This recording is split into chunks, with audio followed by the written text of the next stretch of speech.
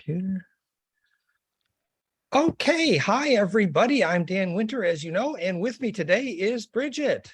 Bridget Nielsen. Hello. I'm so happy to be back with you, Dan. You know, Bridget is actually a pretty famous person in a certain way. She's been guiding many people.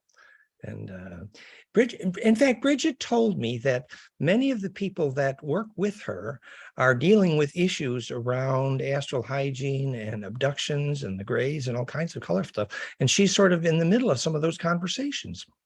Yeah, absolutely. That's been the theme with what I've been doing with my work is talking about hybridization, breeding programs, all those things over the years. And there's a lot of negativity mixed into it, even though there are like greater global evolutionary things happening. And so those pieces I just really wanted to include into the conversation with the people that I am engaging with. Yeah, and of course, you know, on my side, we've been developing a pretty, what we think is a fairly coherent story of the extraterrestrial history of the Earth and humans, and which ET races have been doing what, and you know, some good ones and some bad ones, parasitic, etc. And Yeah. there's a fairly detailed little piece of that puzzle, which is a theory, some of the physics of the origins of the Mormon tradition. And although Bridget had been over here and we've known each other for a long time, I didn't know that Bridget had a Mormon background. And Oh, I am all steeped in it. Oh yeah. it's colorful. I mean, it is colorful. Uh, Yeah. And it is so funny how the conversation we started talking about the Greys and the abduction, and then all of a sudden Mormons came up. And so Dan had the great idea of weaving those together, and today's conversation being the cosmic solution to astral hygiene, using the example of karma of Mormon and versus the story of the Greys. So it's like, wow, how are those correlated? But as I've been doing this work and talking more on my channel about, hey, like there's some things to look at here, I've been moving through my own ancestral stuff with the Mormons, and there's the big Netflix series out right now. There's a big movement actually of the kind of karma moving of this. So I'm really excited to get your take on the whole thing. and I have some thoughts about the Urim and Thummim and the physics thereof, and and the tablets and the gold plates. But there's one other thing I just wanted to have early in this was that one of the things that I always admired about Bridget was maybe some lucid dreaming or shamanic skills, and to that I saw a connection to her indigenous blood. So Bridget also has indigenous blood when that combination. So just tell people again about your indigenous background. So your ancestor was. Yeah, so my ancestor was Ute, Native American. So Right. my great grandma was a part of the polygamy thing, like it's that deep. And her husband went off and got another wife. And then my great grandma was sitting there on the reservation by herself, only like white woman for 100 miles, and fell in love with a native. And so, yeah, they're very woven, the like native story and Yeah. then the This is because we have been hypothesizing that, with indigenous peoples walking the same magnetic line for 100 generations or whatever, had created increased coherence in the DNA braid, ability to bend that magnetic line, that song yeah. line, and probably ability to be lucid dreamer, which we think is a coherence in the DNA that relates to having a soul. The And ensoulment piece. Well, yeah, how long would that take? Because my ancestors were original pioneers, so they've been on that land for 150 years. Would that be enough? Like how many generations? How long would it take, say, for the like Caucasian pioneers to then start embedding with the land? Yeah, that's a good question. I don't think anybody could really answer that question. The theory would be that in the Aboriginal case, their family would walk the same magnetic line for many generations. And then even when I tell the story when Auntie Lorraine died in Byron Mullen, that the magnetic line right across the continent, there were giant storms on the family magnetic line of that family, Auntie Lorraine. And so clearly that song line dreaming track was in fact that was a whole magnetic rainbow serpent family pet that was hundreds, thousands of kilometers long. And so there was Yeah. a relationship between that magnetic line and the DNA. And that psychokinesis, that leverage on the grid, is something that was relatively unique or more powerful with indigenous peoples. And that Right. is the science. And that science then underlies this conversation, which is it seems that when the Greys and the Nebu and the bad guys did a lot of the abductions, a very high percentage of those abductions involved people who had indigenous bloods and or were lucid dreamers, as in Yeah. that DNA was valuable. So I just think that this colorful story, even in Bridget's background, brings this to a more personal flavor. Yeah, we're using me as the guinea pig, but this is the funny guinea pig versus like, And, prodding and probing. and Bridget has become something of a teacher in this regard. People look up to her, and she has some judgment here, and people are Oh, looking for counseling, and that's a good thing. And thank you. yeah, and so yeah, so I mean, so now right here, we've just said what would be a short summary of the physics theory of why indigenous blood might be more shamanic, more plasma projective, quote unquote, more soul, more lucid dreaming. It's obvious if your DNA is more coherent. And literally, the more bliss you have, the more you can feel a magnetic line, your blood will tingle. And if you have more bliss, your blood will tingle more.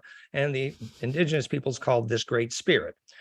So I think this is pretty clear, that obviously if the kind of more parasitic extraterrestrials who are doing these abductions and pose this astral hygiene problem to Earth, which in general, Elena Dadon calls the Nebu, relating to the Greys and the Dracos, that clearly what they came here for was a recipe for DNA that could have leverage and power and soul. And they're very clear. They don't hide that, powerful DNA is the money here. That's the value. That's what they're coming for. And that's who they abduct. Yeah. So those pieces of the stories now are kind of on the table, but the piece of the story that's not sort of sorted out yet is the Mormon then, right? Well, So and this is the interesting piece. Let me just throw in one more variable into the conversation, which is that I've heard that there were agreements between the church and the Greys to, here, feel free, like underground things all like outside of Salt Lake City. And it's like, here, experiment on these people. And it's like, well, then why experiment on these people if they don't have like the implosive, indigenous blood? And you were saying, well, where did this indigenous come from? I'm like, it's my dad's line, but my mom is lit, and my brother is Redbeard, and so it was those original Mormons also were coming straight off the ship pretty much. I mean, there was a New York, phase, but most of them were coming from Northern Europe and the Celtic Isles straight over to Salt Lake City. And so I'm thinking that there's like that indigenous like red implosive blood as well that is like a part of the conversation because they were original indigenous people. right. And The so people was that that, why did they choose them too? Yeah, the people that the Mormon attracted, which kind of started in my backyard where I was raised near Rochester, New York, and those stories were rampant. And then I stayed out, in Mormon country for quite some time. And my friend there actually believed that she knew where the gold plates were and had been in the cave with the seraphim with the gold genetic records. And there were serious stories there that the seraphim, high angelic beings associated with the Mormon story were active right in the backyard of where I had a friend out there in Mormon country. So the question is, how do we place the Mormon story in the bigger context of what we've been talking about, the ET history, the Greys and the Dracos? Yep. And figuring out where that comes together, I have to admit that we had a very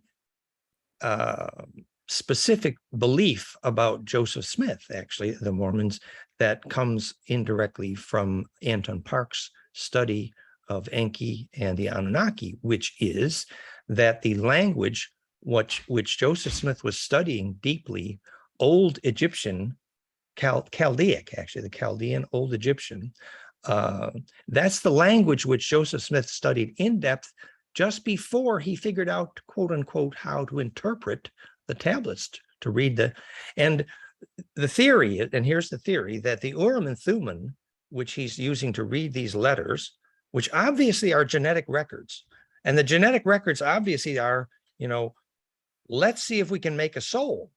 That's what genetic records are about, because it was known that, first of all, the Anunnaki are in one branch a genetic cross involving both Draco and the Greys. And Yeah. indirectly, I believe Elena Denon is confirming this, which kind of fits the Anunnaki Nebu story. And the question of the Dracos is clear because their ancestors had been in a more radioactive environment with more DNA perturbations. They believe that DNA that changes is defective. That's the caste system, and that's Draco. That's straight Alpha Draconis, and that's what rules the Aboriginal marriage law as well, and that's what rules the caste system is Draco genetic law.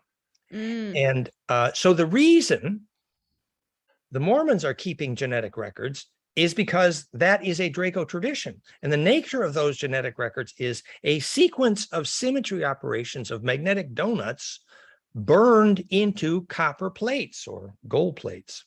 And so literally a magnetic donut domain is burnt into the surface of a copper plate. And now if you want to see the shadow of what angle that magnetic donut is burnt into that gold or copper foil at, you need to index. In other words, you literally remember the physics of the origin of Hebrew. It's a spiral on a torus indexed by this the tilt of a tetracube, a tetrahedron.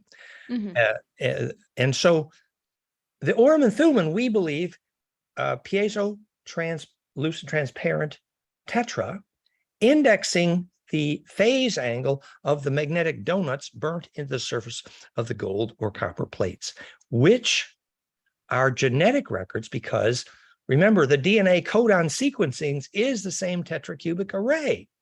So genetic records are a symmetry set of donuts. And to read a symmetry set of donuts is not only the origin of Hebrew and Sanskrit, but the origin of how you keep track of how the genes were woven in order to figure out who's going to have a soul. Because the Draco problem was lack of long-term memory. In fact, implosive DNA is the ones that bend starships and, the Guild navigators doing. So powerful DNA was the currency. That's clear. So now we're back to, we have a context that it apparently, when Joseph Smith is talking about a Latter-day Saint, he's talking about someone whose DNA has leverage on the magnetic grid. Basically what we said, the Ba from the Ka, which was if your aura is coherent enough to spit out magnetic coherence longitudinally, the Ba from the Ka, Kesjan body, rainbow light body, we've said it many times, that's called having a soul because you're centripetal enough that the implosion of charge at the center converts the transverse electromagnetic to a more coherent longitudinal called scalar. And that's what enables you to inhabit an array called dreaming track, song line, collective unconscious, ancestor memory, etc. And that skill definitely was central to the ability to be valuable in the traditions of the Mormons, and the traditions of the Greys, and the traditions of who was subject to abductions. So essentially, a large number of the people who have been subject to abduction have something of inherent value, very specific in their DNA, which I would say relates to implosion. And that fits the Mormon story. That's the Right. So would you say then, like, kind of going back to this origin of like the Mormonism and the golden tablets, like where did the golden tablets come from? Like from your studies, like were they given to him, or how did those come about even? Well, the idea is that the Draco in this version of the story recognized for thousands of years that their weakness was loss of long-term memory. Yeah. And I mean, that basically, which we would translations, Nephilim, the fallen, means those who don't have a soul. And soul, a big part of what it is to have a soul is embedding of the long wave named long-term memory. So which is in the genetics, the memories in the genetics for those that. In other words, if a long wave braid implodes into DNA, which is a brief description of bliss, basically, then that long wave embedding in the DNA is the physics of long-term memory and what it is to have a soul. And so, so what was your question again then? So did he actually got the golden tablets, and where did they come from? Well, did they appear to him? Like, did they, from some entity, or how did that like come about for him to get these abilities of these genetic records? What, what angel, I think it was Moroni, portended to be speaking to Joseph Smith. Hmm. We would just have to guess that he would be part of the Nephilim tradition and a cross with the Draco tradition. And we know that the same angel, related angel, Gabriel, was the one who came to Mary in the Jesus story, and the one who came to Muhammad in the Muslim story. And Gabriel features, I believe, in the Mormon story as well. And so if Gabriel is the root of these apparent agendas, and the agenda had to be genetic, we need to know what Gabriel and Moroni's genetic agenda was. Right. And that genetic agenda obviously has to do with inbreeding. It has to do with, yeah, it has to do with who's got a soul. And it has to do with a form of parasitism, ultimately, because we know that the Draco and the Gray do large-scale parasitism of humans, specifically because their DNA is decaying quite dramatically. And we are seen as I call it, quote unquote, vaccine to the Orion Wars. But more specifically, the human civilization on this planet is kind of laughable in terms of its technology, but the genetic diversity here is off the charts, incredibly valuable. Everybody wants some. And why? Because Humpty Dumpty, how do you put together all the king's horses, all the royal blood of Europe, massaged by the Draco for 1,000 years, and could not put Humpties together again, which is a soul. Yeah. Which is, whose DNA can implode enough to bend stars? That's priceless. Well, and that was the very ironic thing, right? Was the royals continuing to inbreed, which then led to them to the lack of diversity, which then led them to the very issue that they were trying to defend themselves from. Is that? Yeah, and at the time of Tutankhamun, for example, and the Egyptian pharaoh named Thutmose, which is sons of Thoth, which is, again, Enki story, inbreeding was a very specific thing thought necessary because very few had lucid dreaming, implosive DNA, the Iris, the Osiris. Okay.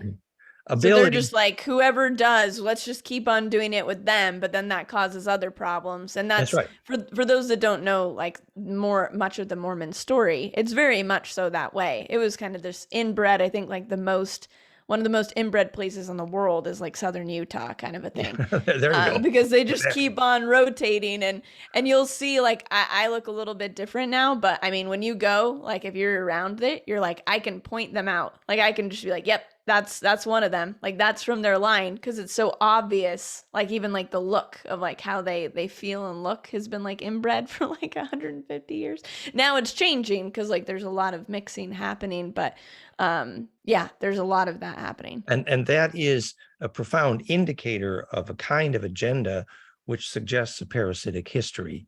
They say the loss of genetic diversity, let's label it the Monsanto mistake. Loss of to lose genetic diversity is a Draco parasite problem almost inherently. To not believe in genetic diversity, which I call the Monsanto mistake, is precisely a Draco inheritance, very simple. And behind that is the fact that the Draco and the Gray both have a hive mind constituent. They have a white queen, the Grays clearly do, and the Draco indirectly also have a white queen. And the nature of the white queen hive mind, if you think deeply about it, is the opposite of what we mean by having a soul, which is the ability to experience freedom and implode from within, and so now this conversation sets the context for, if we now understand more about the nature of the parasitic history, and remember, Marina Sarin and Elena Danaan are saying that although the Intergalactic Federation, led by Thoth, the Nine, in the 300 ships that arrived in the orbit of Ganymede, that they have with the Galactic Federation, they have, in the Andromedans, they've kicked out most of the Greys and Dracos from the Earth, Mars, and Moon. Wonderful. But, after you get a tick out of your arm, it don't mean you still don't have a problem. Right. And the nature of that problem is the extended traditions here from, millennia of parasitism. And so now, obviously, the next step would be to translate this conversation as, do we have any practical suggestions for those who have a parasitism problem? So yeah, to bring it to a very personal level, do people that were abducted have that parasitism, like within kind of their energetics, have those like, kind of auric inroads, the implants, devices, like those kinds of things? Where are they at, like people that have experienced some level of detainment, abduction? Yeah. Interaction. And apparently abduction has been millions of people, very widespread. Yeah, very widespread. Very widespread. And I'm pretty good on the theory here. I don't know about the practice, but I can tell you about the theory.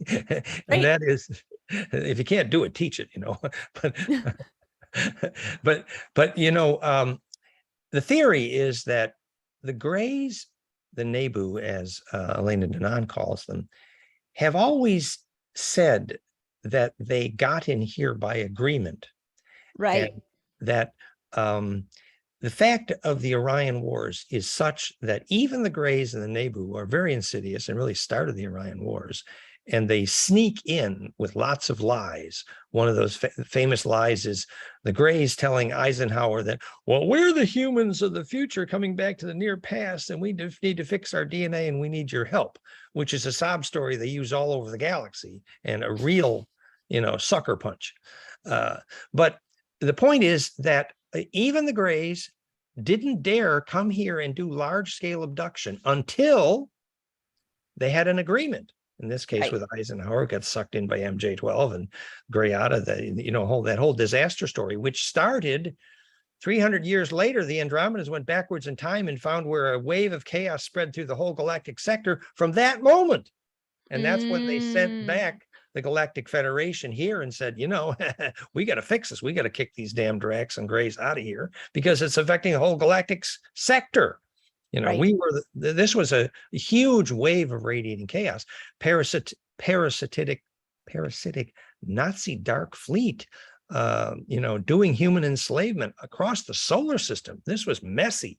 And this all started with that. The point I mean to answer your question was the Greys could not start their messes until they got some form of agreement first. Mm-hmm. They always say, well, it's in your soul contract, and therefore in your soul you agreed to . So the practical clue in this little mess is very simple. It is stand your ground. Yes. Do not be sucked in by their lies. The people who have been, Marina Sarin is an amazing example. She's been, hit upon by the Greys for so many years, and others. And the key is to stand your ground and be very clear. You do not agree. This is not okay. No, you're lying to me. No, I have free will. I make a choice, and my choice is you get the hell out of here. So you really have to stand up, and that takes strength. That takes strength. It does. And that takes knowing that you actually do have free will if you claim it. Well, and that's what's been kind of bred and moved out of us is that awareness. And there's so much fragmentation, ironically, from the trauma of just human life and from those experiences, that people are so fragmented they're not unified in their empowerment enough to even remember that they need to declare the free will. And then I see a lot with myself in the past, historically, and then also with other people that I work with, that it's like, well, there's like some like compassion and empathy, it's like, but I understand because we're one. And so I want to like help. And it's like, no, part of this is the delineation of sovereign independence to then, move forward how we wish. Yeah. And I think a very good friend of ours, I won't mention his name, but he's very famous, admitted that he found out that the Greys had used his sperm and created some kids.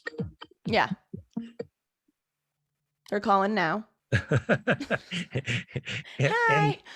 And Then they later then present these infants or young ones to whoever they abuse to breed them with and say, oh, well, we need your compassion. You have to pretend to be the father or the mother because da, da, da. And they suck you in Yeah. to their breeding program. And this is insidious. This is evil. And Elena Danaan is rightly calling them out on this. And we need to realize how insidious they're breeding, because they realize that even the hybrid kids don't grow up with much soul unless there's some parenting. So that people get sucked into this hybridization agenda. And, there's these hybrid groups, but they don't realize the weakening of the bloodline and the loss of ensoulment that comes from being hybrid with the gray. It ain't pretty. That's the simple truth. It's not a real solution. Like it was like patching, up something that was already broken. And I mean, I'm definitely fell prey to that because of like my empathy and like, the more that I was involved, like the more healthy the kids became. And like I saw all of those situations happen, ones that like died because they weren't, and then the ones that were loved and like they continued on. So I'm very versed with those experiences. Yeah. And so then what other kinds of advice could we give to your people who come to you for advice in this regard? Like what are their questions? Yeah. Well, I mean, I think the Declaration of Free Will is really important.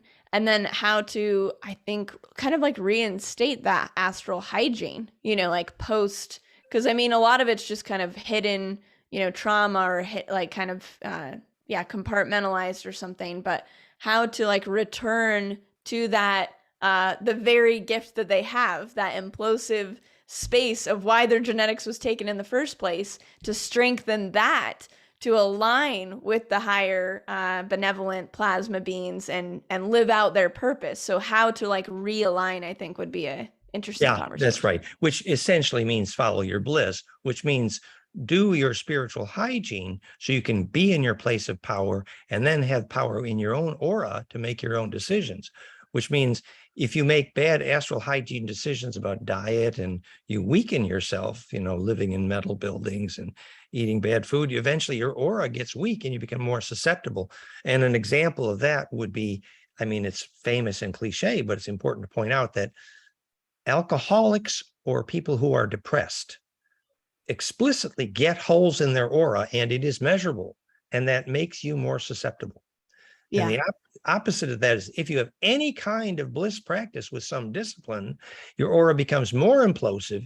And the simple physics is quite clear that when your aura is implosive, sometimes named bliss, which is simply charged radiance that results from implosion, the very nature of bliss process is what is not a shareable wave at center will be toasted. So if you have access to a good bliss process, you're going to toast the parasites out of your aura. It's wonderful. But if you get depressed or alcoholic and your aura gets pretty porous, then yes, that's astral hygiene 101. That's the simple but powerful. I think that that's kind of the place where a lot of people are at because they're so empathetic and too hypersensitive, maybe because the auras have been weakened to where I'm like hearing them say like right now, it's like, well, how do I even like return to bliss? Because I'm feeling so much of the depression and chaos like of the world. Like what is some inroads to bliss? I've kind of like, I don't know, I'm like super speeding towards bliss. I'm pretty obsessed with it. But like, what are some entry points to bliss practices that people could, there's a bunch, but I mean, just let's say them. And if that question were to a tribal leader, they would lead you to their tribal bliss dance, And a tribal bliss dance is not a bad place to start. But today, a tribal bliss dance is kind of finding your soul group, people you can lucid dream with, people you can cry for each other and laugh for each other, and eventually bond in such a way that you can lucid dream as a group, called a soul group, a soul pod. That's a beautiful, work. And in fact, on a simpler level, Gurdjieff even said, initially humans are not coherent enough so that they can even feel for themselves after they did, a sacred gymnastic, for example, that their aura was in fact tingling. And to get that first feedback feeling that, oh, something really happened, that to get that much critical mass of plasma, a group was necessary. Oh. So the very first time you felt a little tingle of bliss or presence from work, inner work, yoga work, sacred gymnastic work, tensegrity, whatever it is, that a group is helpful because you get enough critical mass that you could feel something. Mm. And eventually, once you begin to, realize that the curvature, the calculus of curvature of your yoga is causing your hair to stand up and feel the tingle, you don't have to have a group when you can feel it and build it. But initially, a group can be life or death, actually. So that's one answer here. That's a start. And So then individually acknowledging when you do, if you can get to the point of having the tingles, of having like that that's right, experience, presence acknowledging it, right? and feeling And it. then, yeah, and feeling it. And then if you can't, then the group. Okay, this makes sense. This makes Yeah. sense. And Now I and there, understand why I do groups. well, Okay. yeah, and Gurdjieff always said, you really couldn't start doing the sacred gymnastic until you got to the point where when you put your attention in your baby finger, you could feel that it began to tingle. That Mm, indicates the electrical density of your attention came to the threshold to be implosive centripetal, and hmm. the electrical density of your attention eventually is, a mind meld feels like a vice-like grip with an Orion Queen Mog. That's an electrical dense attention. It's attention that's dense enough to feel like a vice. Well, you start slowly, and the way you start is, can you put your attention in your baby finger and suddenly you feel that starts to tingle? That's charge density, and that is actually behind the discipline of yoga and sacred movement, of course. So that's the quality of grace in the kinesthetics. We call it calculus of curvature of the quality of grace. Uh, Mm. so that would address a way into bliss in terms of the kinesthetic and in terms of the group work. And of course, then we could talk about diet and environment. Yeah. For environment, if where is your place of power? Castaneda asked everyone that question, and you need to know where your place of power is. For me, actually, there's a magnetic line goes to Mount Canada right through this couch, and if I lie here still at sunset, man, the chakras melt. It's wonderful. Yeah. And so you need to know where the magnetic lines cross to recharge your aura. That is important, and where to do your bliss process there. So there's the geography of bliss, the location, the building, where you go for your place of power.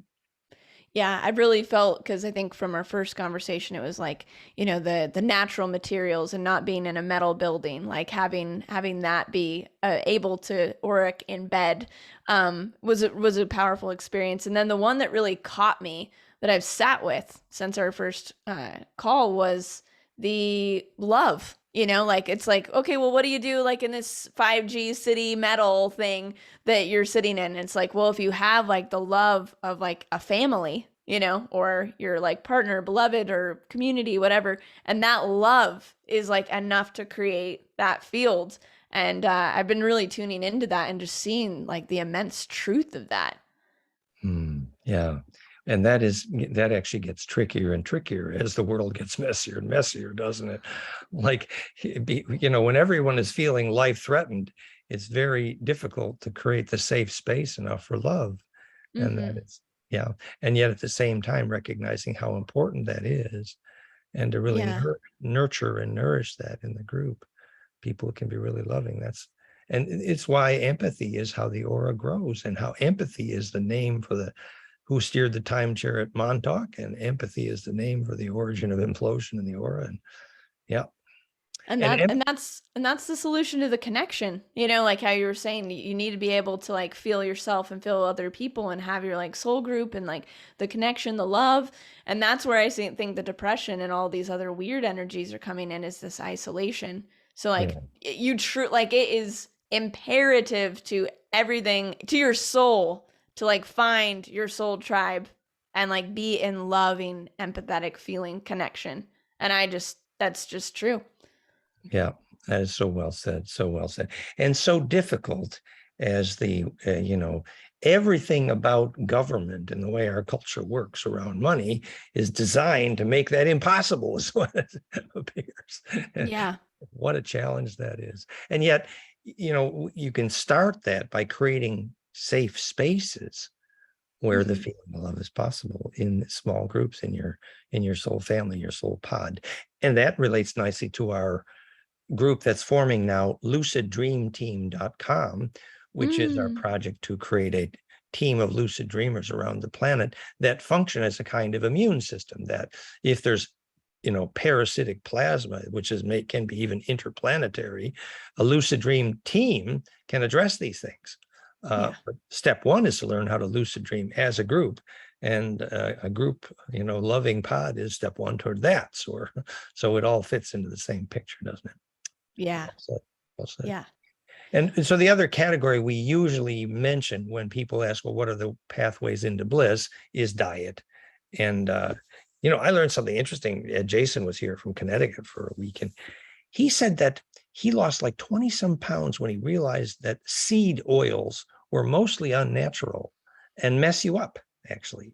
Yeah. And that originally humans ate tallow and animal fat, yes, but oils squeezed out of seeds mostly are bad for you. Mm-hmm. I mean, that's, olive oil is good, but like the safflower and all these most of these oils actually mess with your digestion and so there's so many things about access to bliss, and actually oils there's that film Lorenzo's Oil, which is, if you don't have the right oil, the membrane of the nervous system, axon to dendrite, doesn't have an insulator called the myelin sheath. And Lorenzo's Oil was about the fact that if you get the wrong oil, your nervous system doesn't have an insulator around the wires, and you melt down. And olive oil, for example, is wonderful, but many of the synthetic oils, canola oil and things like that, are extremely insidious to the possibility of generating voltage in your aura. Really issues. But anyway, we can't go through the whole diet thing right now, but just briefly, enough live food. And when you whisper to whatever broccoli or anything you're picking out in your co-op, when was the last time you experienced genetic diversity? And that's which food you pick to eat. Yeah. The Hopi corn, if you sang to it, it would germinate. So that Hopi corn DNA was a family pet. But today, the monocultured corn you can buy, or most of the wheat, that DNA is in such screaming pain that corn and wheat DNA immediately induces mucus, and it's seriously fatal to your aura. I mean, that's just a beginning. That the loss of genetic diversity in our food is, so it's a very tricky thing. We have to go back to nature and genetic diversity and raw food and live food. And there's lots of people into that. But just to say that serious discipline around diet, I would say, is an absolute necessity to sustainable bliss process, as everyone well knows. Yeah, I absolutely agree. And I've introduced animal products, and you're the master quiche maker. I love your quiche. But I've introduced animal products back in, and I've felt more of like an insulated incubation, like of my physicality. I feel much more like robust, obviously physically, but like energetically, like to have this like strength.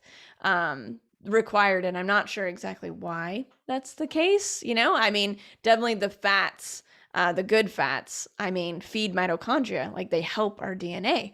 So there's something to it. So, and then without the living food, because a lot of people just like swing, vegan, swing carnivore, but without the living food, if someone was just doing the animal products, I can't get the light, so I've like noticed that the combo is really essential.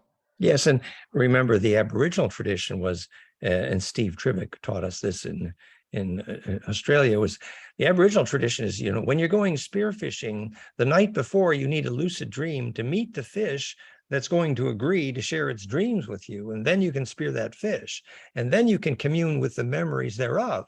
And that's actually true of any animal. If you're going to eat an animal, you need to recognize that you're going to digest its memory and its pain at the moment of death. And if you're willing to do that and understanding there's a communion relationship here that could be beautiful if, and so there's a whole shamanic approach to consuming animal products, which actually starts with respect for the memory of that animal, which is very indigenous. Any indigenous tribe knows that. Right. So there's That's that, and that's beautiful. that tradition is actually coming back to conscious farming and conscious relationship with animals. I think that's coming back. People are coming to realize that it's simply a communion of memory, whether you're eating a carrot or an animal. And if you are thinking to yourself, oh, where did the memory in this? Oh, there was the ground that this grew in, and the memories of there were, and that will be my dreaming, and I will absorb in bed, and eventually that plasma will then implode because the whole plasma river that went through that mountain, wherever it was that the animal or plant grew, will then become part of you and add to your inertia. And as your inertia grows, then you steer tornadoes. Mm. Oh my gosh. Yeah, it's all essential. It's all part of it. Yeah. I would love for you to speak to the astral cleansing from the cold water and breath work and like Well, those pieces. hey, we're blessed here, as you might remember. The extremely cold mountain water runs in the irrigation canal, which it treks through most of the villages here. It's a gorgeous, wonderful thing. So the water from the snow-capped mountain is actually right behind here. It's only 2-3 feet deep, and getting in that ice cold water now, even as much as 6 times a day in the hot weather, is miraculous. We call it doing a Wim Hof over here. Right. But no, it's true. See, the cold water is super conductive and super full of memory. And of course, if it's living, right off the mountain, cold water, that's out. But even our biodynamic friend actually keeps simply a tank of cold water and uses that. But Wim Hof, I think, was right, that the cold water. And then the discipline to do the breathing with that, like, for example, the Mayer wave breath, which is a 10-second 0.1 hertz breath.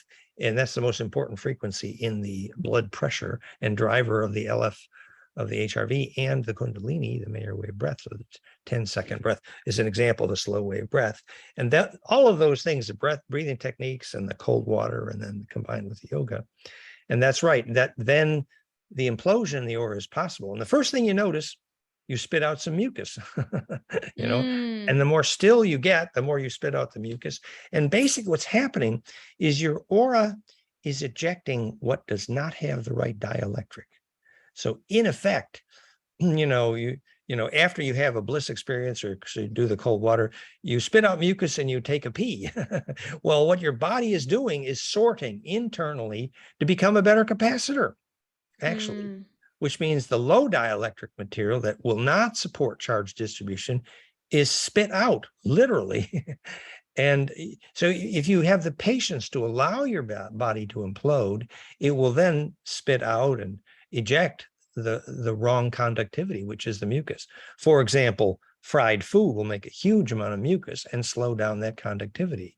So when you get still and your body begins to spit out and eject the bad stuff, you be grateful that your body's sorting. And then you need to feed your body enough spring water and lemon to give it the raw material it needs to cleanse, obviously. I mean, this is basic, but critical. Basic but essential. Yeah, exactly. Yeah. I have a couple more questions. Well, that's good. I have a question for you too, but anyway. Oh, for me too. Okay, Yeah. go for it. Well, the question, I had this intuition that somewhere in your connection between the Mormon and Ute indigenous blood, that your story would become a kind of solution to intergenerational trauma or karma, or that what you could evolve in terms of becoming a teacher for shamanic solutions too is a climax of ancestral yearning in your own line. A Right. yearning. I definitely feel that. I don't think that, I mean, definitely as my grandmother's passed, there was a yearning. Both Yeah. of them passed the same year, and I don't think they even could direct it to know what it was. But oh yeah, I'll ask you this. This is cool. So when both of my grandmothers passed, I didn't feel it the moment they passed, but I felt what was passed on. So in one case, my mom's mom, she actually committed suicide, and she was like in a not a good place. And within days, I started to feel kind of like schizophrenic. Like I felt like this like weird energy, and it took me like about a month to shake. And then in the other case, my other grandmother, she passed, and she was in a lot of like, yeah, internal turmoil, I'm sure, processing all that she had like taken in her life and her lineage. But there was like a blessing. I truly feel it, because I felt like this like angelic like love like pour into me after she passed. Though I had one moon time that was like I was releasing a demon or something after she passed. I like my womb like was excruciatingly painful, and then this like blessing came in. And so I'm wondering how that works, with the passing generations and of like you've said, like the blessings of the ancestors, how that would translate. Yeah, exactly. In other words, if you can feel deeply the yearning at the moment of death of, the key psychokinetic ancestors, in this case, obviously the grandmothers, and my hair stood up as you said that, actually, then that in itself is soul memory. That is the lineage. That is transgenerational family constellation therapy, And so it was your grandmother who told me to ask that question, by the way. Which one? The last one you spoke about, actually. Yeah. Yeah, that and the quasi angelic part. Which grandmother was that? My dad's mom. She didn't have indigenous. That was his dad. But yeah, she's like an angel. And She was doing all the converting of the dead to Mormonism like years before she died, and I'm just like, oh, grandma, what karma you have. But she was just like such a beautiful soul and loved me so much. and the Yeah. intent and the intent there, the intent was somehow to give a path to immortality to the children, or and to give a path to sustainable bliss, to give a path to true communion with the saints. Right? Yeah. Yeah. Communion of saints. And that I'm reminded of my mother's mother, my maternal grandmother. She was famous in the family for she's the one you went to when you needed to pray to control the weather. You went to her every time. So if you wanted rain, or if you wanted no rain, this was the grandmother that handled that, actually, Grandma Schleyer, actually. And she was a saint. She was an angel, absolute angel. And she never got a joke in her life. The possibility of a double meaning did not exist for her. And you see, that was that was oneness of mind, you see. That's so cute. Yeah, no, she was that. She was, and for that reason, there was never any ambivalence about anything. It was, singleness of mind, and the rain listened to her for sure. Actually, Oh. yeah. And the legend of the Schleyer line was Leclerc, the Alsace-Lorraine, Alsatians, and that descended from Montsegur. It's sort of yeah. So I got that your family line was coming to some kind of intergenerational solution in your process as you yeah. Well, yeah, most definitely. So what did you hear exactly like from her? Like what did you like sense that like at that moment of death she did like bestow a blessing or something, and then that translated into the lineage, or what Well, I yeah, just felt the urge to ask you the question about that lineage, but then when you spoke of it, I got a big rush and warm fuzzy just at that moment. That you're right. Obviously, she loved you, and that love is so beautiful and contagious and deep and intergenerational. And that it's interesting that where in the seed of that love is the redemption of Mormonism. Well, since when I was little, I was this like, a cute little girl that was just like so innocent and pure. And she had this real challenge reconciling. I was like her life quandary, because she's just like the church and like, however her spiritual connection was just like so true. But then she's like, but I love my granddaughter more than anything, but she's going to hell. And so like I could tell like telepathically that she was in this like real turmoil, and like what is going to happen to her specifically, because everyone else, all my other family members are Mormon. So none of them, they're all fine. All of her other grandkids are fine except for me.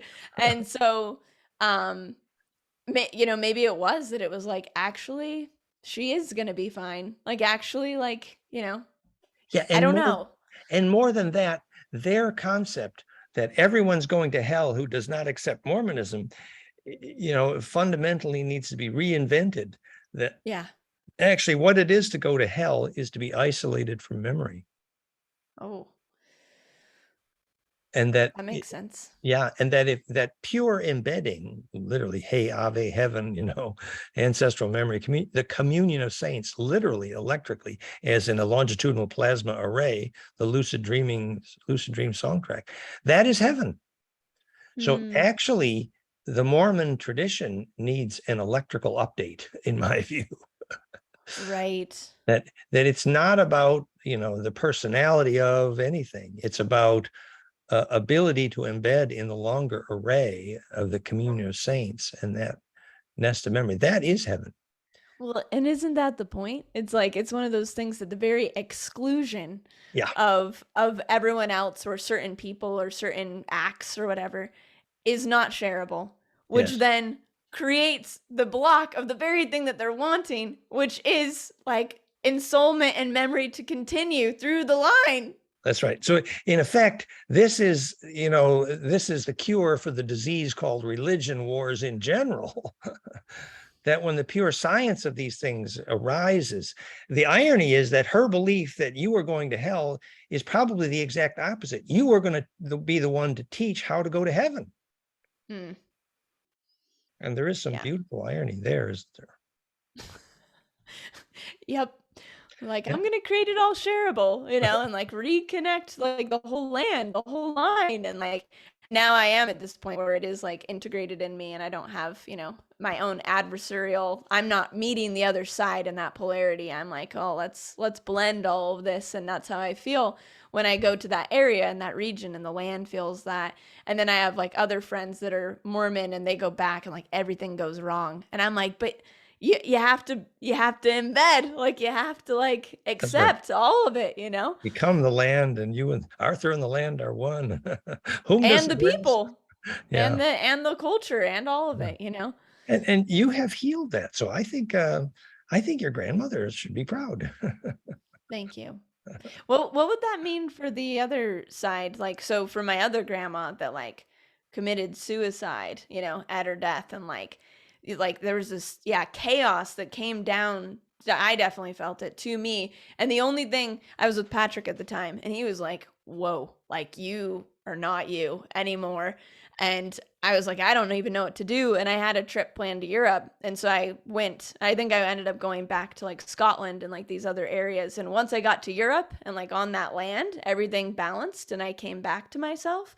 But what would that kind of death do, you know? Yeah. Well, it becomes a discontinuity of memory, and it takes massive family constellation work to reassemble those memories and find out where that pain came from. Yeah. And that's a huge, we know things like Therify, intense plasma, do help create trance induction, depth of trance. And we know why, because again, it's that embedding, the aura becomes centripetal enough to get leverage on the memories. So trance induction as it relates to family constellation therapy, deep hypnosis, all these things help us find out where. They say the only pain you feel is the love you withhold. Well, where was the love withheld? Wow. That's That's the Andromedan mystic. that's beautiful. Uh, I think you could just sit with that one for an entire lifetime and get pretty far. so you had some other questions for me, I think. Did you? Was it? I did. Let's see if I can retrieve them. Well, one, there was something like a new kind of energy or insight that came through on the Greys, where it was like actually them coming back, before things went awry to get the good genetics, that then created a ripple that you said like 300 years later that then actually created massive chaos. It's like I think what I was getting from that moment is that the very thing where they're like, we need to come back to, help our genetics and help change the timeline, is the very thing that created the timeline itself that went into negativity, because like all those abductions, all of that like mass slavery, all the genetic, mutation, mutilation, sexual stuff, created such like fissures and distortion that then led us to the very things of genetic modification of the V, like all these things that then led to the gray timeline itself. Like that's what it kind of seems like. It's like actually that's what created that. Like, does that make sense? Well, the last two films we made were called The Fractal Physics of Time. And one of them was called The Templar Agenda of the Repair of the Fabric of Time, which essentially, as we know, that time is only a name for rotation rate. That's all it is. Time is a name for spin rate, nothing else. But when spin rate radiates into a pattern which is fractal, visualize a rose, then all the timelines are connected and there's coherence, and therefore extended memory and ensoulment and all the good stuff. Where when timelines fractionate by just what you just described, this was called the Templar Agenda, the Repair of the Fabric of Time, which is a term the Templars, William Bueller Thoth, invented or described specifically when the Greys infested the Earth around the time of Montauk, which was time travel that fractionated the timelines and therefore caused a bleeding in the fabric of time, which put holes in the ore of Earth, which enabled more parasites like Greys to enter. So the whole process of creating a centripetal array, a net in the fabric of time, is that the intent radiates from center, and the ability to compress, implode, and radiate well from that center, turning points in time. And that film, by the way, started out with proof that the key times in the Mayan calendar were at golden ratio relationships in time, literally fractality in time. And that spin relationship of golden ratio fractality embeddability is specifically the physics that enables coincidence and ultimately, therefore, long-term soul memory. So repairing the fractality of time literally means event histories, hold together and become fractal. For example, the famous time travelers, John Titor, Andrew Basiago, and Al Bielek, many of them report they went to time travel the same place a couple of times. And when they get there, every time a few things are different, which means the fabric of time is fractionating. And there are advanced people who study the physics of these things. Randy Kramer described that there are time police that are specifically tasked with this rule to try to prevent fractionation in the timelines. And to keep just a very simple example, where an intense emotion or even collective emotion happens, that creates a wrinkle in time, and the book is no accident. That wrinkle in time, that perturbation radiates from that point of great compression, and that becomes a leverage point in that array. And so if those leverage points are arranged like a rose, then the time is more fractal, and connectivity and coincidence and embeddability and ensoulment are possible. So it's an advanced subject, but it is about the thread of the timelines. And that film ended with a very practical suggestion, which is every time we make a road or a highway or a building, if we cut a major magnetic line and we're not aware of that, even when we break an ancient stone fence, as Jason was saying, we break a magnetic line, and ultimately that's part of the fabric, the fractal fabric of time. So we have to get all those magnetic lines restored to that, dodecacosa sacred space Earth grid that restores centripetal force, not just in our time, but in all of time. Wow. Yes. Return of the time lords, as it were. So essentially what it means is that we will have our access to bliss if we're aware of these timelines. We used a practical example of Agnihotra, that your hair stands up just at the very second when sunset arrives, and the physics is the right angle with the sun, called phase conjugate, embeds the plasma of the local Agnihotra flame with the solar flame, and that moment of embeddability restores fertility, the whole area. That's an example of fractality in time. The timelines and then the ley lines, the song lines. That's right. That they parallel then. That's right. Because they're both in space and in time. They're simply embeddability of spin. Wow. This is good. Well, speaking of sun, that was my other question. So that was a perfect segue. So I had it wasn't a dream. It was one of those like where you're woken up, but you're like, you become lucid because, whoever is like, hey, like become aware in your dreams, but it's different, like self-imposed versus like outside imposed lucidity. I don't know. That's how I experience it. But it was last winter solstice, and I was like woken up into lucidity by these like very bright benevolent beings.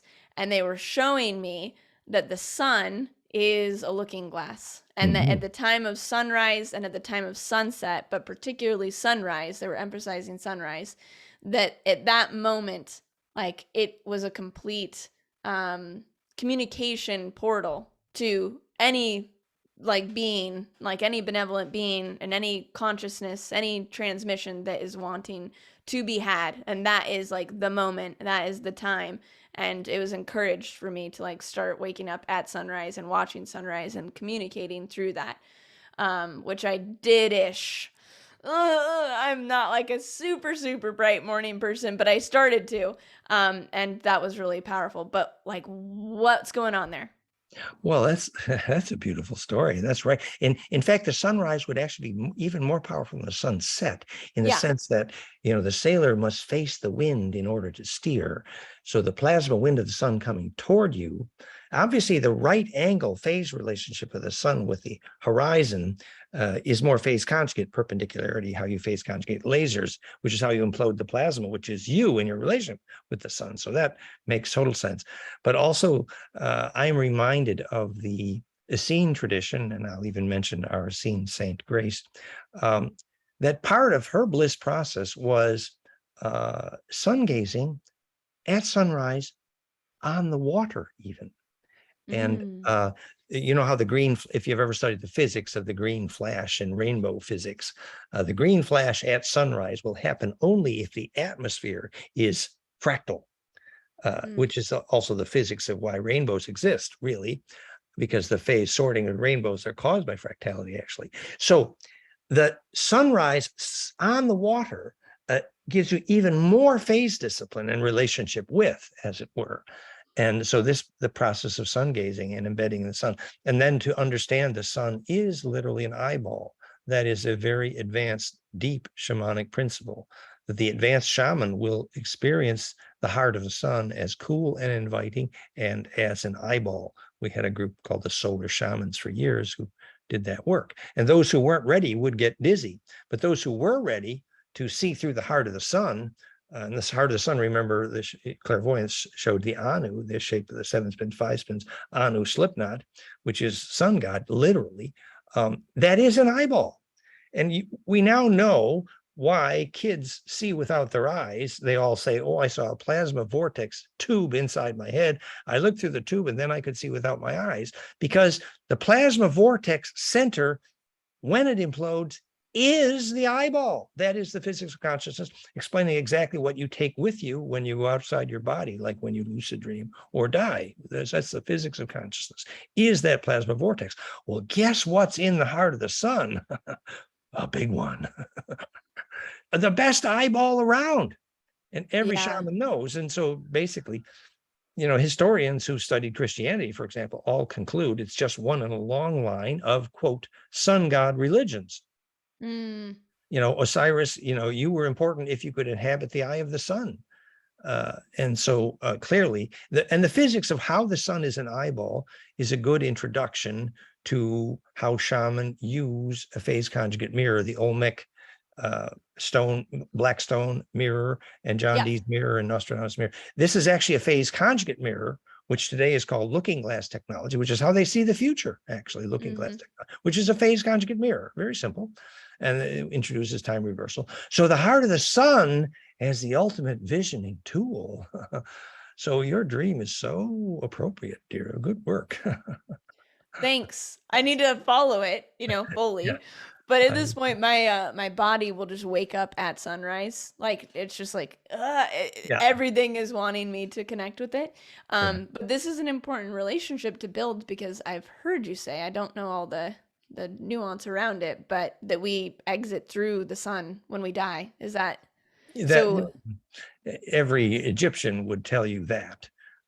It wasn't just that if Osiris did not go back into the sun, the Nile wouldn't flood on time, but the actual plasma negentropy of the heart of the sun depended upon the advanced humans. In fact, that's why suns go to so much trouble to make DNA. It's not for no reason, because stars need what we make, a centripetal force that potentially makes us star inhabiting. And that's the upside of the story of being human. We can be You could grow up and become a star. Oh, that's physics. And does everyone, I mean, have the capacity to do that when they call in more, when they build their aura and have like more ability to uh, embed plasma? I don't know if that's the right way of saying it. Like, how can that become true? It's sort of like gradually increasing the amount of lightning bolt that you can inhabit. Right.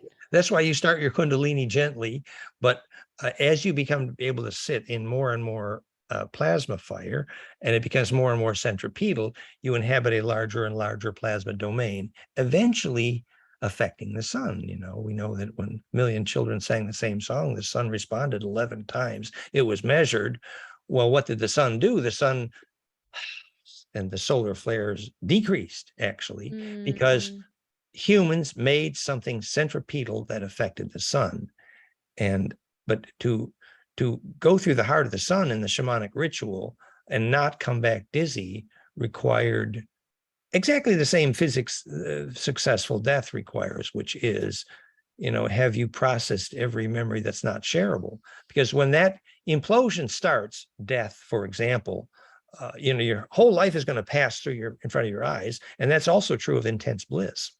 hmm And if you haven't sorted, the compression means that you get distracted at the first wave. So you need to experience the feeling of everyone you've hurt and the whole thing about dealing with your karma and becoming a shareable wave. Once you have, you're ready for death or bliss or star inhabiting. Mm. So on a personal level, when someone's dying, they have to have processed all that, which is like a death. And then you said in our last call, which blew my mind and made so much sense, that going through the death life portal of like the womb when a woman's giving birth, she also has to have processed everything in the lineage of, I would assume, the mom and the dad, like both sides. Yeah, and if it's done well, the birth canal's point of maximum pressure will be at golden ratio, like the centiq wave for love. And that's a massively long wave implosion, which is intense bliss process that can affect stars when the birth is really, classically the ancestors are present and the timing is critical. But that bliss process can steer stars. And reciprocally in the death experience, as Ray Moody has proven, now medical doctors have shown the death visions are electrically contagious. Others in the room will see the death Mm. vision. And we know hmm exactly why, because successful death is a plasma black hole hmm necessarily for how you inhabit the array, ancestor memory or heaven, whatever you want to call it. And to get in there requires compression. So not only do you have the Heinrich-Klüver form constants, the lattice cobweb tunnel spiral, what you see during death, and all of the ancestor memories, but basically it's a compression. And if you do the compression well, then there's a distribution enabled, which is, how you inhabit ancestral memory. Whereas if you're a stuck ghost and you get more compression available, a human in bliss can help deliver a stuck ghost, or plasma from Therify.net has been known to do that. And we know the physics of how you release a ghost. Yeah, and that's becoming more relevant as As we're people learn get we're confused. yeah, Yeah. exactly. Yeah, and for the last piece on the sun, uh, is that a good way? Because I think that there's like, we're wanting to connect with something beyond ourselves, and whether it's people wanting to connect with ETs, with different angels, with different whoever, and it's like, well, am I gonna call in Moroni and call in some like Orion agenda? Like it's like, wow, like how do I discern? Yeah, I'd be interested in your way of discernment in connecting with different beings and different like plasma energies itself, and how to do that. And I was wondering if maybe even the entry gate of using the sun has its own kind of discernment quality as a way of communicating. Like, how do you navigate that? Well, the old joke was that if your ET arrived and came through the heart of the sun, they're the good guys and talk to them. But if they came in a heavy metal craft, not through the heart of the sun, then they're from the wrong side of the tracks. Well, implying that what can go through the heart of the sun has been tested. That's obvious and simple, but true. Which is a sort for pure intention. In terms of which of your own ancestors you want to inhabit, or when you're talking to great interstellar beings, I think it's probably critical, among other things, to recognize where your own ancestral line connects to. For example, I feel I have some connection to the Tutankhamun memory in Egypt and some of the royals of France. But so I know some threads of my ancestral bloodline. And so I would know if the ancestral memory I was touching in this bliss or lucid dreaming experience was related to my own family line. And that would give me confidence to see the connectivity there. Like I remember how Tut was used to control the timing of the flooding of the Nile. His blood was used, actually. And that was, that fits the secret places of the lion story of the descendants of Merku, which is basically Thoth, Hermes, who the Templars say was the father of Magdalene and the Grail story, which basically is simply a story of where is the blood going to implode? Ooh, I feel that. I got my own tingles over here, Dan, from that one. That makes a lot of sense. It's just going all the way back through your line up Yeah. to the stars. Yeah. And so that gives you roots and grounding. So I think you did the right thing by recognizing it's an Aboriginal concept of abraxas, that if you go back to your own ancestral homeland and embed in those magnetic lines, you get more fractality and leverage on your roots and the magnetism. Yeah, had to do something. There's something necessary. Okay, I have I think one last question. I can't promise, right? But as far as kind of to finish up the Mormon question, it's actually just a personal interesting thing.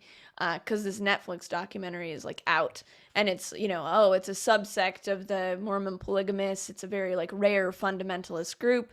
And in my mind and my experience, it's like, no, that was the invent. That was exactly what Joseph Smith was doing with his, like, I don't know how many wives, like 40 plus wives. Many of them were, very young, just hit puberty type of thing. So it's that is the origin. Like they were all doing polygamy until 1890 when it was, and the only reason they stopped is because it was like they were going to get kicked out by the US military, So why polygamy? And why besides creepiness, the young ones? And it seems like they weren't, I don't know about the kid thing, but it seems like it was like just at puberty that like they were getting them, and of course wanting to impregnate and do that whole thing. But why were those components happening? Yeah, well, it's true that even in the study of psychokinesis, spoon bending was studied.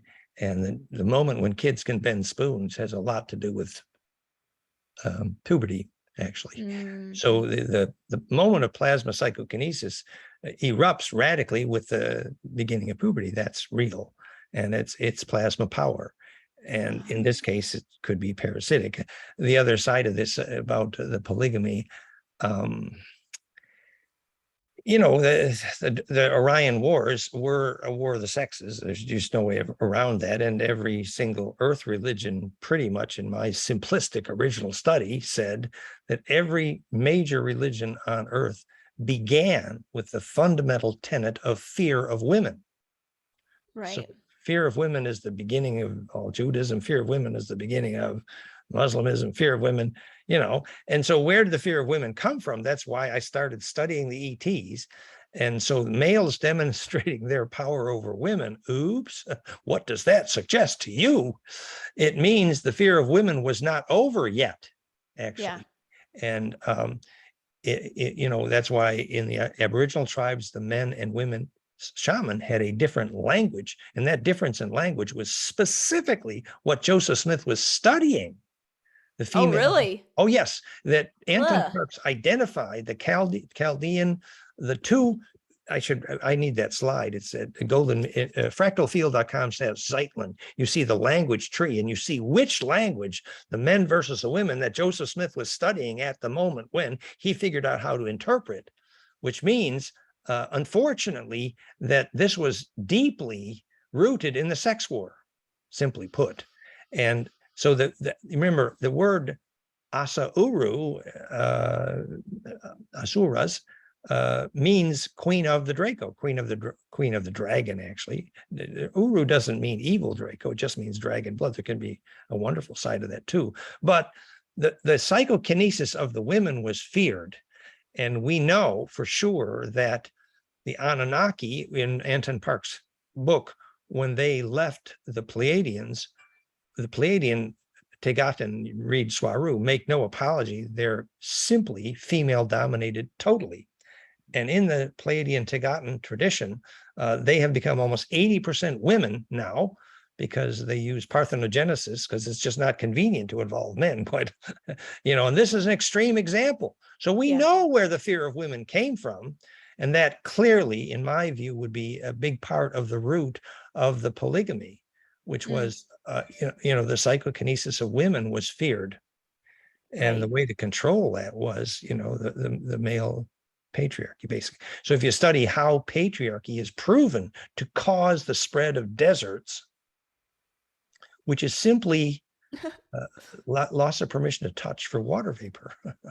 Oh, yeah. Okay, that makes a lot of sense. So it's the utilization of the puberty Yeah, energy. So it's like, which, okay, we're gonna use this, and then we're gonna actually dominate it, yeah, it's a and then parasitic past.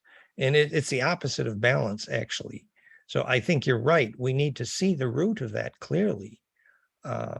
Because, the empowerment of the balance of the sexes obviously is, a big part of the vaccine for the Orion Wars here. And discovering that the history of ETs on Earth, parasitism, started with the fear of women, whether it's Catholics or Muslims or Mormons. What do they all have in common? Fear of women. What does that tell you? well, and it was valid, right? Can you speak to what was going on in Orion to where like that was a valid fear? Um, Because it's kind of like, yeah, should I be afraid of you, dear? No, no. maybe you already know where I come from. Well, yeah, there we have some clues. There's a famous book, Thiuba, in the French tradition, about when the survivor from here went back to the origin of the Draco in Thuban, supposedly the origin of Thiuba, which is supposed to be the origin of the word Yehovah, Yahweh, at which time the ancestors of Draco were androgynous. And they're criticized today for trying to make humans androgynous for similar reasons. And at the moment at which they began replicating sexually, remember, engaging in sexuality and replication accelerates potentially evolution, because it accelerates a differentiation and rate of change, basically, but also created the war of the sexes, actually. And at that time, the females were biologically dominated. Asa Uru, as in Uru Asa LM, Jerusalem, Asa Uru means queen of the Draco. And the ruler of the Draco is a white queen. The ruler of the Greys is a white queen. They're females. So yeah, maybe there's a certain biologic power that goes with the feminine that men should be afraid of, because it is powerful. And if we Yeah, don't recognize that and balance it correctly, and the Orion Wars and all the karma that goes with that has everything to do with the war of the sexes, yeah, for better or yeah, for worse. yep. No, and it makes sense. It makes sense. And yeah, I am scared of certain women for sure. And Well, I'm scared of certain men. And it's like we just have to remember how to honor each other and come back together so that we can like be in love and but soul and two quick stories that are instructive here. When the tribal chief says that a woman having her period and bleeding cannot be in the sweat lodge. yeah. You know why? It's because if her blood were to touch the ground, that would be the most powerful thing in that sweat lodge. Oh, Of course, the interesting. guy doesn't want that. And when Ferguson, Inanna returns, that whole group after Barbara Marciniak, they went around the world putting women's menstrual blood at the Muslim sacred sites, like taking over. Oops. So there was power in that blood, and the woman's menstrual blood of the women who had bliss, called starfire, was actually how you made royal babies. It was the royal jelly of the Draco. It's how you made royal blood, called oil of Messe. The origin of the term Messiah was the power of female blood that had access to bliss. Whoa. Yeah. I've noticed that like spreading it around isn't the best thing. Cause that's what I was doing in my 20s. I was like, I'm gonna put it in all these sacred sites and stuff, and like now I'm like, let's like contain it, not just like kind of disperse it as like where my Yeah, to sort the guidance memory is. and to actually choose what you choose to embed. And that would be why Right. you would inhabit your own ancestral ground and fertilize your own plot and use one grounded place as a place of leverage. Yeah. Absolutely. Yeah. The power's in the blood. Yep. Well, Wow. that was a happily Okay. ever after, I hope, I think, maybe. I think so. I think it's just coming back to the place of bliss, of connection, of love. And I personally appreciate and love so much that it's like, okay, we're going to talk, cuz most conversations are like, okay, we're going to talk about aliens, or we're going to talk about bliss, or we're going to talk about these separate things. And it's just like every time, because it's so necessary and integral, is to intertwine and weave together like it's ancestral, it's genetic, it's bliss, it's like all of these things have to be a part of the full conversation, because otherwise it's not whole. So I just really appreciate you bringing all of those pieces in. Well, and I think people will take heart when they look at you or us. If that kind of fire is still in the eyes, and look at that fire in the eye, then there is hope. There's a lot of hope. There's a lot of hope, but we just need to keep our auras strong and reclaim our free will and not have our genetics messed with anymore. If we can continue to smile like that, we're good. Same. And if we can have elders like you that are continued to be like absolutely youthful and jolly, we're good. Yeah. Well, thank you very much. Yeah. It takes one to know one. Blessing. Thank you. Okay. We stay tuned. Yes. Blessing. All right. Thank you. Thank you. Bye.